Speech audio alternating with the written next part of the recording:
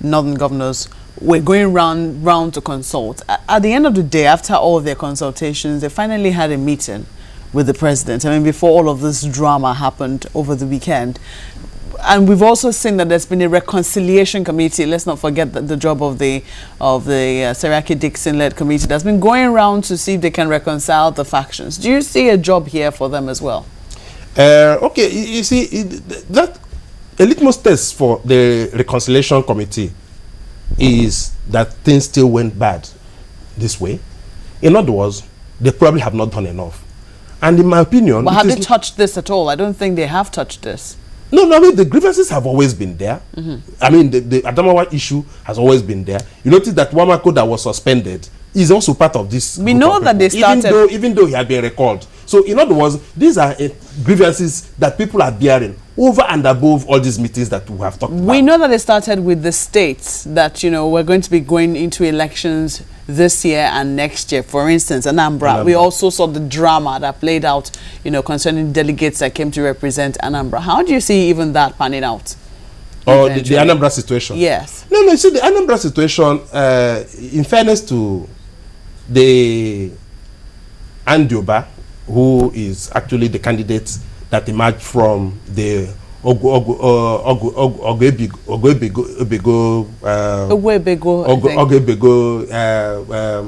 executive. The INEC, note that INEC is the supervisor of all the political parties, not minding that PDP is huge. A lot of people do not understand that. INEC in hierarchy is like the boss of PDP. They supervise their regulatory body. And INEC says, we need to monitor, of course, the constitutional responsibility of INEC, as indicated in third schedule, part 1, section 15, is that they will monitor the organization of the parties, including their conventions, their congresses, and party finances. And INEC monitored the congress that gave rise, or at least that produced Ogwebego. INEC still has, in short, I listened to one of the presentations about last week, where the PDP letter that INEC produced, where PDP wrote and informed them about their national, their chairman of all their parties in the states. And Ogwebego was the person who PDP wrote to INEC to recognize. I do not know what happened before the Emakaye group now came, and then the PDP now said that is who they recognize. There were quite a number of candidates. Some bought forms from Ogwebego's group. Some bought their own forms, nomination form, expression of interest form, and then the nomination form from the Emekaye's group. And maybe the Andiuba and the other group, because there are quite a number, would have reasoned that this particular group that is recognized by INEC must be the authentic one. Some people say that we shouldn't forget that he also heads, the special committee in the House, the Senate on INEC. That day? He is the chairman of the Senate committee on INEC. No, but that does not get any influence in this. We are looking at the legalese, the constitutionality of the emergence. And here is the Congress that was supervised by INEC. And any politician will be comfortable with any Congress that is supervised by INEC. That should be the authentic one. But you see, the issue is, you must be nominated through a party. But again, the belief is that the party at the state level is the one that you buy the form from, that will forward your name, not the national headquarters, even though they will have to pass it to the national headquarters to INEC. Even though some think that it is national headquarters that will submit it. No, it will be transmitted through the state executive office to the national headquarters. So, in other words, you must contest through a party. Yeah.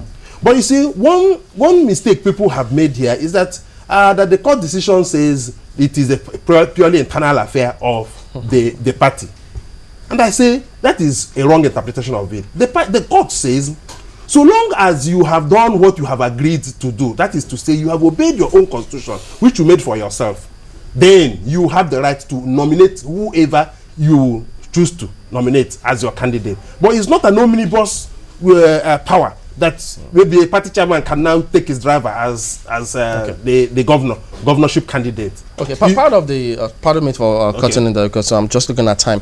Part of the grounds of this group that came up with what they call the faction now is that the PDP chairman, I mean, they say in May 2001, 31st of May 2001, that Alhaji Bamanga Tukur was expelled by the party and that he's not been recalled. And the process of recall is that when you come back, the state party, the state PDP, this case Adamawa, have to give you a waiver. And when that is done, then you're accepted back into the fold. Part of the grounds that this group has is that he's not even authentic because the state has not given that waiver. And so when you talk about them reconciling, you say to what extent? How do you see them solving this particular part out? Well, it's not actually. I looked at the grievances those people enumerated yesterday. This is not one of them. But this has always been a hanging issue. It's been a hanging issue to the extent for them to dig this out. Yes, it's been a hanging issue to the extent that the party in Adamawa, of course, you know, Bamanga Tukur has some issues with the Adamawa state chapter, with the governor himself, and with Atiku. So, in other words, it's like his home front is in crisis, you know. So that is actually the contention of his people, you know, in Adamawa, that he was expelled from the party, and with the party's new constitution, you don't get even a waiver at the national level. You have to start again from the ward level to the state back to the national level. That is their grounds. But that, to the extent that will be addressed is another issue. But that is not one of the things that... It will all be a family matter. I mean, we've heard that it's going to be solved. Should we be bothered about, you know, what happens in a family and how they sort it out? You see, PDP is like Nigeria. I can tell you that. I mean, that is part of why the whole country stood still on Saturday while they were having their convention. Because whatever comes from that constitution, from that convention, affects everybody. So, that it is a family matter, well, you can allow that as a cliche, but there is crisis. And that no party sits idly by and watches 7 of its governors move away with their structures. Because you see, the implication of it, politically speaking, is that when the governors move, and like the media reported, they move with the state legislators. They probably will move with the National Assembly legislature. And that is the structure. And once you move away with the structure, the party is left with an empty shell. The most the party can do is to probably begin to encourage the ministers that were appointed from those states to start establishing some kind of parallel structure, like the kind of thing Wike is doing in Rivers State. But you see, those people are probably not politicians. Some of them are not. It's just like you are going to ask Rekaya, the Minister for Education, to go and establish a structure in Jigawa. I don't know to what extent she can. Thank you for going on, Mr. George Ike, a legal practitioner and the public affairs analyst. It's time for the headline news with Cynthia Are.